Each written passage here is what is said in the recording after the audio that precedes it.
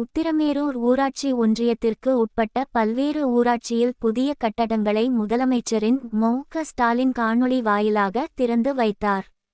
காஞ்சிபுரம் மாவட்டம் உத்திரமேரூர் ஊராட்சி ஒன்றியத்துக்கு உட்பட்ட பல்வேறு ஊராட்சிகளில் பொதுமக்கள் பயன்பாட்டுக்காக கட்டப்பட்ட புதிய கட்டிடங்களை தமிழக முதலமைச்சர் மு.க. ஸ்டாலின் காணொளி வாயிலாக திறந்து வைத்தார். அதைத் தொடர்ந்து உறுப்பினர் க.